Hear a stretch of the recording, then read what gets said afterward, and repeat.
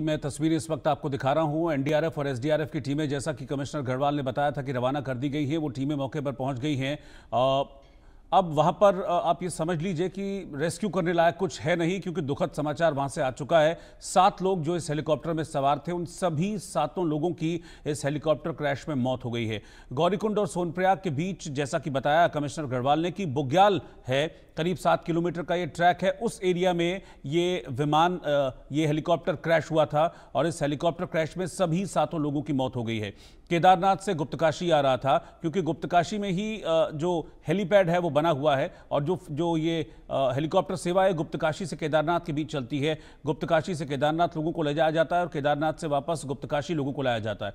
तो जब वापस लाया जा रहा था श्रद्धालुओं को, इस दौरान ये हादसा हुआ। इसमें एक पायलट और 6 श्रद्धालु सवार थे। इन सभी 7 लोगों की मौत हो गई है। हादसा किस वजह से हुआ, इसकी जांच आगे की जाएगी, लेकिन जैसे ही हादसे की खबर मिली, मौके पर रेस्क्यू फोर्सेस को रवाना किया गया। और आप तस्वीरें देख रहे हैं, ये देखिए पीछे आपको मलबा दिखेगा, वो काला काला जो है वो मलबा है इस हेलीकॉप्टर का। ये मलबा ही वहां पर अब बचा है, क्योंकि इस हेलीकॉप्टर के अंदर जितने लोग थे सभी लोगों की मौत हो गई है। एनडीआरएफ और एसडीआरएफ की टीमें इस वक्त मौके पर हैं, और ये भी जानकारी मिल रही है कि किसी एक स्थानीय महिला की तरफ से ये जानकारी दी गई थी कि ये हेलीकॉप्टर क्रैश हुआ है। सुबह तड़के करीब 5:17 पर यह हादसा हुआ था। संजय श्रीवास्तव जी हमारे साथ लगातार बने हुए हैं, हमारे उत्तराखंड के ब्यूरो चीफ। संजय, मैं ये जानना चाह रहा हूं कि अभी ये जो रोक लगाई गई है हेलीकॉप्टर्स के उड़ने पर, ये कब तक रोक जारी रहेगी, इसको लेकर कुछ कहा गया है? देखिए, ये तत्कालिक रूप से ये जरूरी था।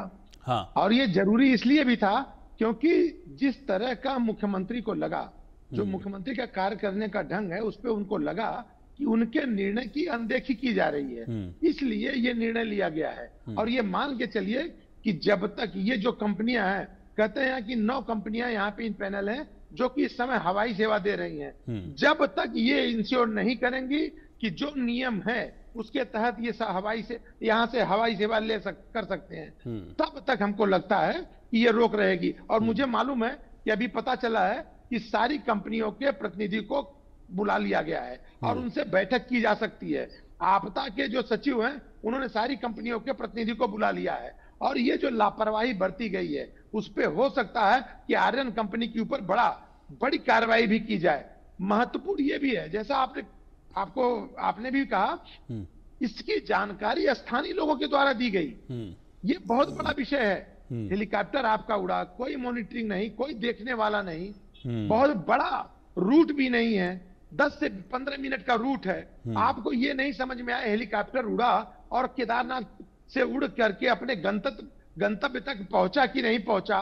तो ये बहुत बड़े बड़े विषय हैं, जिसकी समीक्षा के साथ साथ कार्रवाई की भी अब जरूरत आ चुकी है। जी बिल्कुल, क्योंकि देखिए चारधाम यात्रा में हम देखते हैं कि हजारों लाखों की संख्या में श्रद्धालु हर साल पहुंचते हैं, और अब तो हेलीकॉप्टर से जाना एक ट्रेंड सा बन गया है। तो ऐसे में बहुत ज्यादा रश भी वहां पर रहता है, लेकिन उसके हिसाब से इनको अपनी सेवाओं को अपडेट किए जाने की जरूरत है। और सबसे इंपॉर्टेंट बात जो आपने अभी भी कही, और मुझे याद है कि जब पहले भी हादसा हुआ था आपने कहा था कि डबल इंजन के हेलीकॉप्टर को इंट्रोड्यूस किया जाना बहुत जरूरी है, क्योंकि जिस तरह की डेमोग्राफी है उत्तराखंड की, ऐसे में अगर कोई हादसा होता है तो रेस्क्यू में भी बड़ी दिक्कतें आती हैं। जी जी जी, जिन विषय को रोहित जी आपने उस दिन उठाया था, जो चर्चा हुई थी, उस सारे विषय कहने को तो मुख्यमंत्री ने सारे विषय की समीक्षा भी की, उस पर निर्णय भी लिया।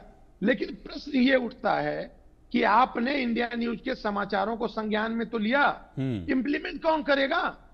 ये अधिकारी इंप्लीमेंट करने को तैयार नहीं है। अब कार्रवाई का समय आ गया है। मुख्यमंत्री अपने अनुसार